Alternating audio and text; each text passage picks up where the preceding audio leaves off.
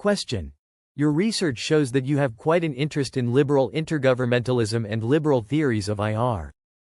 Many of your recent publications are associated with the EU. We would like to start our questions with what has directed you to research on these subjects.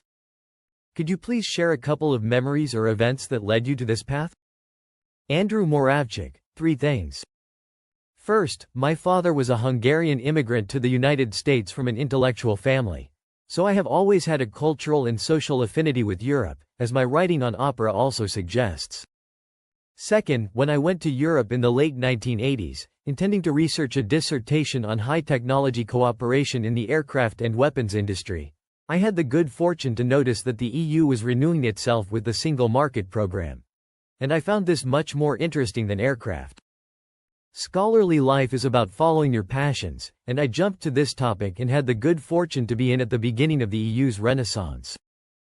Third, I believe the EU is the most successful example of the most important global trend of the past century, namely the spread of economic interdependence, democracy, and national self-determination, which means that most international politics is now about managing non-military instruments of statecraft.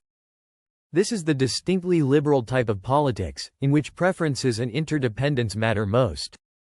Question. The world today is bipolar. There are, and will remain for the foreseeable future, 2 global superpowers: the United States and Europe. These are 2 sentences from your article, Europe, the Second Superpower, 2010. There are plenty of arguments that there is a transition from unipolar to the multipolar world system, but by relying on several qualitative and quantitative evidence, you oppose this so-called transition. Why do you think so? Do not you think that a multipolar world system is pushing ahead and seeking to form itself as New World Order? Andrew Moravcsik. I define a superpower as a state that can project military, economic, and soft power transcontinentally with some probability of success. Only 3 political entities can claim to do that: the United States, Europe, and, maybe, China. And, of those, China is the weakest. All that might be different in 2050. But that's a long time from now. I do believe, however, following my friend and former colleague Fareed Zakaria, that being a superpower is not what it is cracked up to be. The United States is in the process of losing a war in Afghanistan, as Russia did before it, and Britain before that. Power, particularly coercive power, is overrated. Question. You and your colleagues have emphasized 3 elements of legalization of actions in world politics: obligations, precision, and delegation. Although the fact that the level of legalization might vary from none to strong, world politics in the millennium years does not come close to strong legalization levels since the American-led global fights against terror. In the light of this discussion, we kindly would like to ask you about whether or not an unembedded world system also has something to do with it, as world powers are much more focused on their own interests rather than possible cooperation. Andrew Moravcsik. 2 questions here, and neither makes sense. First, the question about legalization, in the millennium years, implies that what matters is that some international body like the UN tells states when to go to war. That has never been true. Nonetheless, war and civil war are declining, and there has not been a war between great powers since 1953. Moreover, in every other respect, the world is far more legalized than it was 20 or 50 years ago.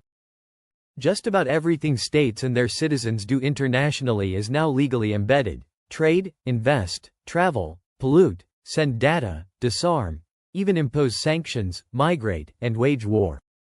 And just about every state, including China, accepts these rules 99% of the time.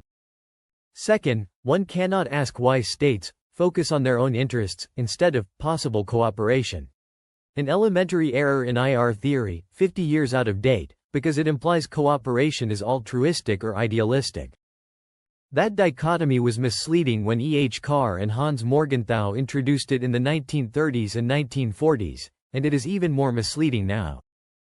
For 50 years, since at least the seminar work of Cooper, Keohane, and Nye, we agree that cooperation takes place because it is a cost-effective way to promote the interests of states. How many convergent and conflictual interest states have changes? That is what liberal theory, as opposed to institutionalist or realist theory, explains. Question.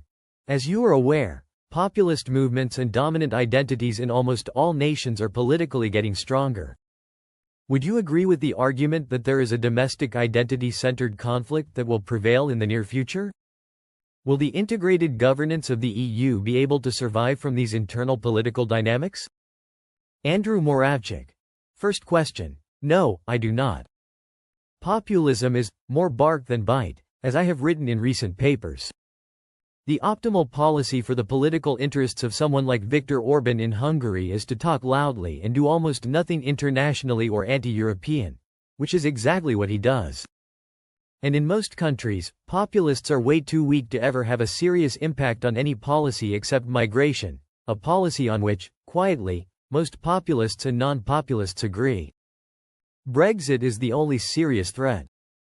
And, 4 years after the vote, we still do not see real change. In any case, it was an unlikely fluke, and thus an exception that proves the rule. The rest of Europe is more united than ever, which allows it to do things like stand up to Russia in Ukraine. Question. Since the concept of the international regime, liberal international order, emerged and prevailed in the IR discipline, economic and democratic developments have gone too far to substantiate liberal international order. With being a democratizing force, the West has played an important role in the transformation from autocracies to democracies in the Balkans, Central and East Asia, the Middle East, Africa, and Latin America. However, recent developments indicate a reverse in that mission as Europe wants to keep Iran in line about nuclear issues and America seems to be ready to make a deal with the Taliban in Afghanistan and North Korea and has good relations with Saudis. Do you think that the Western powers are happy with autocratic regimes at the national level as long as they serve security and stability rather than liberty? Andrew Moravcsik. The Western powers are not happy with autocratic regimes, but they are not going to go on a crusade to democratize the world.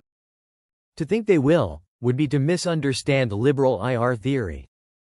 The core liberal goal is, as Woodrow Wilson said, to make the world safe for democracy, not to promote democracy. Democracy mostly arises where peoples themselves are ready for it and want it. Question. Since the U.S. invasion of Iraq in 2003, the EU as an international institution has been severely criticized for not having a foreign policy. In recent issues, the EU could not find a solution to the Iranian nuclear deal, failed to have an influential policy in Ukraine, Syrian, and Libyan crises, refugee crisis, and the most recent global pandemic crisis. As a scholar working the most on the EU as an institution, what would you say to these critics? Are these critics right or just extremely exaggerated? Andrew Moravcsik. The negative judgment underlying your question is exaggerated and inconsistent with basic political science and policy analysis, which tells us that is the wrong way to judge the success or strength of EU policy. Most importantly, one must not judge policy according to whether it achieves some ideal outcome, but whether it achieves the most that could reasonably be expected. Take the example of Ukraine, which you mentioned. This is probably the most important security conflict of the last decade, and it has been resolved largely on Western terms due mostly to the projection of European civilian power.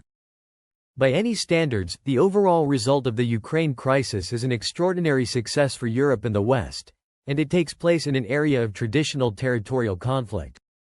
3 points. First, Ukraine is the country in the world closest, militarily, economically, socially, politically, and culturally. The result of the crisis, 5 years later, is that 93% of Ukraine appears to be permanently part of the West. This is as extraordinarily positive an outcome as one could expect. It was always totally unrealistic to expect Europe and the West to triumph 100% over Russia in this area, particularly given that no Western country had enough at stake direct to justify direct military confrontation with Russia. Second, Western non-military assistance was essential. The West provided some of the initial ideological inspiration for Ukrainians to create a pro-Western government for which they would fight. It has subsequently provided tens of billions in foreign aid, signed major trade agreements, provided opportunity for migration and remittances, adjusted energy policy, engaged in active diplomacy, enacted sanctions on Russia to support Ukraine, and provided support for democracy and the rule of law, which has now borne fruit. Without these things, the country would long since have collapsed. In addition, the West has provided some military assistance, but this started some years after the transition and is smaller and less essential. Third, this Western support, with the exception of the military component, has come almost entirely from Europe. A recent study by the German Marshall Fund, in which I was involved, shows that about 90% of the aid, trade, sanctions, diplomacy, energy policy, and the rule of law activity, not to mention the initial inspiration, comes from Europe. Question. Global pandemic over coronavirus has shaken the liberal international order because most of the states are turning to their self-interests, and we have heard that third parties have confiscated several medical cargoes. Could you please give us your insights about the future of the EU and the world after the pandemic? Andrew Moravcsik. Again, this question entirely misses the point. Self-interest is not the opposite of liberal international order, but its basis. Obviously, in the crisis, every state has, rightly, looked after its own medical interest. And perhaps here and there states made short-sighted decisions. Why not? After all, no international organization, even the EU, has jurisdiction over medical care. Underneath the surface, however, massive cooperation is going on among government officials, corporations, researchers and universities, and civil society groups.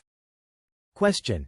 We know that we cannot cover all your research and ideas, as they are too much to grasp within such a short interview. Could you please tell us about any issues that we might have missed but are quite important to you? Andrew Moravcsik. I work on many topics, including the need for rigorous qualitative and historical work using digital means, EU foreign policy, liberal theory, human rights policy, and even the sociology of classical music. All my work is on the web, and I would be pleased to answer questions on any topic. We would like to thank you for your sincere answers and time.